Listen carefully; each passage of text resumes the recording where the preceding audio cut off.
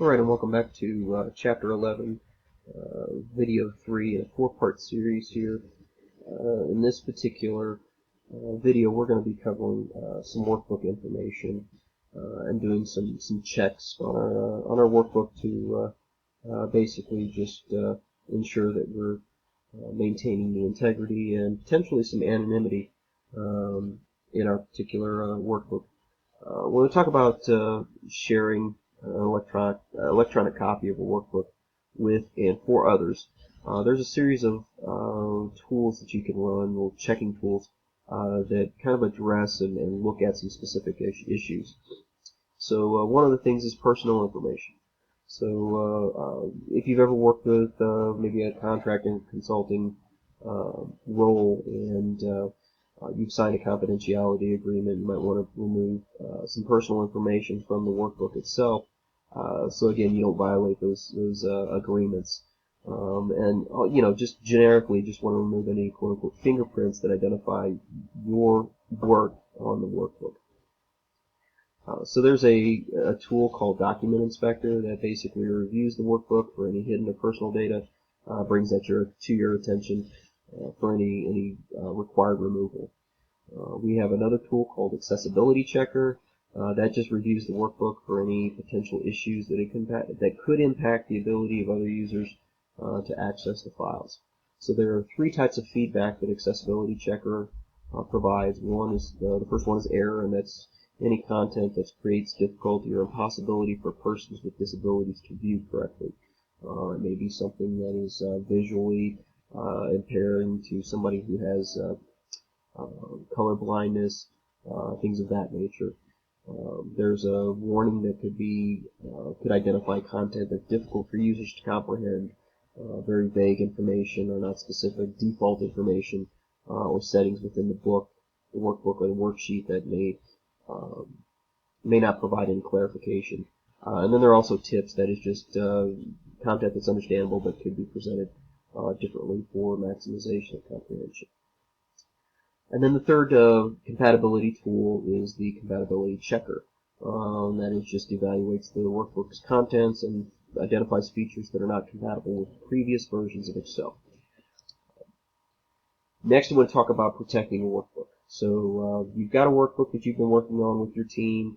You've got it finalized. You've got it set to go.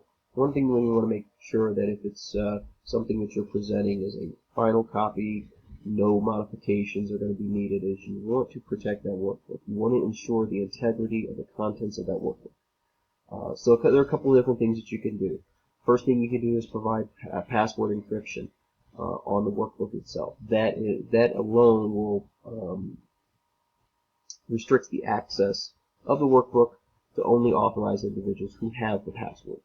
One thing I want to point out and kind of foot stomp a little bit is that once you set a password on an Excel file, it cannot be changed or reset if it is forgotten. So make sure that you set a password that's easy to remember. A digital signature, you can add a digital signature, and a digital signature is simply an electronic encrypted notation that stamps the document to authenticate, authorize, and finalize the workbook. That, again, ensures the integrity of that workbook. There is a digital ID service that's available at support.office.com, so go ahead and take some time to review that digital ID service and see how it can be leveraged in protecting your workbooks. You can add a signature line. That's an embedded object that just includes an X and a line for signature and a person's type, name, and title. So again, you can have somebody sign it, author it, authenticate it as being the final copy. And the last thing that Excel allows you to do is just marking the workbook as final. Essentially, that just prevents any user from editing the workbook, and it just basically sends it as a read-only, sets it as a read-only type file. One thing, again, to note, if a workbook is shared, it cannot be marked final until sharing attribute has been removed. So if you run into any difficulty marking the workbook as final, the first thing you want to check to see if that workbook is still shared. Okay. We also want to talk about a little bit in terms of some workbook distribution and how we can go ahead and indicate what file and what file formats that we want to save our files. So there's a series of files that you can save as, and essentially what's going to drive how you save that is based off of preference or convenience, how you save and you distribute your Excel worksheet. Some of those preferences or convenience may be driven by software compatibility or the availability of versions with those individuals that you're going to be sharing the workbook to. Service level agreements for delivery, some of them may need to be in a read-only type format, some of them may need to be in a specific format based on a service level agreement. And the one that's probably going to drive most is the most often is for purposes of manipulation. So what type of format are they going to want those in? So you can review this table here. It gives you all the different formats. Just want to point out a couple of them with their appropriate extension. If you have somebody who's dealing with Open Document, which deals with OpenOffice or Google Docs, a .ods file extension may need to be leveraged. If you have anything that is macros enabled, you want to make sure that you save that accordingly. And then again, we talked about the .txt and .csv for any of those delimited text files. Again, this is where somebody may be importing it into another type of program, another type of application. If you also have somebody dealing with Lotus, there's the .prn file. And then again, what most people are familiar with is that portable document, a PDF file, kind of preserves the layout and the format. You can also send the workbook to others. There's multiple methods that you can share that workbook out. First, again, is you can do the file, share, and then send it as an email attachment. You can share it by using OneDrive and then indicate those individuals that you'd like to share that information out to. So again, those are kind of the ways that we can go ahead and protect and share out our workbook. So first thing I want to do is show just a couple of the tools.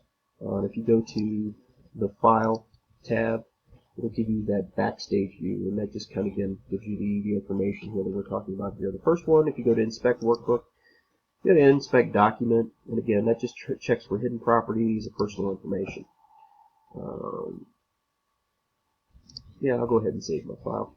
Now, what this gives me is just a litany of tests that it goes ahead and runs. So I'm going to click Inspect, and it's going to say that I have document properties, I have author and an absolute path to the workbook. I can remove that information if I want. So again, it provides this detailed list of, based off of what your search criteria is, to go in there and kind of indicate all that information. I'm going to go ahead and remove all that information and do a reinspect, and it's going to come back and say no personal information is found. So that's document inspected very quickly. The next issue or the next tool that we can use is to check accessibility, and then that again just kind of checks for any kind of issues that may be resolving with somebody who has disabilities, something of that nature. And again, the accessibility checker is going to give you either an error or a warning or a tip. And it gives me a warning saying, hey, you have default sheet names. It may not be clear to the user what these are for. So you can go in here and make those changes within your workbook. So again, very quickly, that's the inspect, check accessibility. And then the next option again is the check compatibility. And that's going to give you again, any kind of problems that may be apparent to somebody who's using the previous version. So now I've got minor loss of fidelity. Some cells or styles in this workbook contain formatting that's not supported by the selected file format, and it's going to tell you from cell 97 to 2003. So again, you can go ahead and check through any kind of compatibility issues that reside in your workbook. So again, 3 simple tools to go ahead and kind of champion that. The next piece that you can actually work through is protecting your workbook, and we talked about indicating that as being final. So again, you can indicate as being final. You can encrypt it with a password. You can restrict access. You can add a digital signature. We're going to cover more of the encryption and the finalizing. So once you have your Once you have your document set to go, read only, you can click Mark as Final. You mark as final and then save. Editing is complete and the final version of the document. So once we click OK, it's marked as final, and to discourage editing, it's indicated as such. And it gives you that notification there from the backstage view. You can also encrypt with a password as well.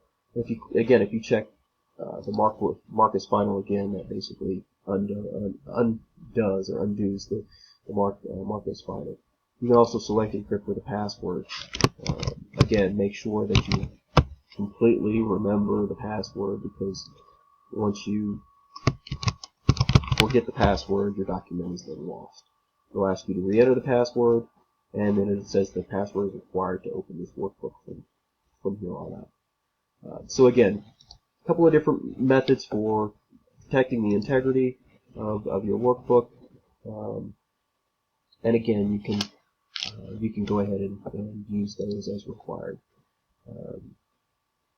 You have the ability again to share this workbook as well. We're going to cover a couple of quick ways that you can share this workbook. Again, the first one is going to be via email. So if you go to the File tab and click Share, you can click Email.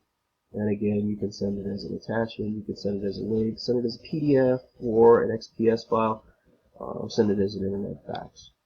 So again, you can use that as a means of sending that out directly from Microsoft Excel. You can also click Share with People. This basically through since I have it on my OneDrive account, it indicates me as the owner. I can go in here, and if I have a list of individuals, I can type in the new contact. I can save that into my address book, and then once I have my address book, if I want to send that out, I can go ahead and send that out directly through the functionality available here. So again, very quick overview of how to protect your workbook, ensuring the integrity of it. Very quick overview on how to run some of the checking tools to remove any personal information that may not be required on there. Looks at some compatibility issues with other versions of Microsoft Excel. And the last piece that I really want to show is when you do a save, again, you can do the save as. Wherever you're saving the document, again, you can indicate which type of file that you want to go ahead and save that file as. So again, this is going to conclude the chapter. I know I was going to try and break it up into 4 videos. I'm actually going to keep it to 3 because these last 2 sections were very short. But again, how to protect your workbook, how to check your workbook, and how to share your workbook using the Microsoft application. So if you have any questions, again, feel free to email me at ryan.free@ppcc.edu.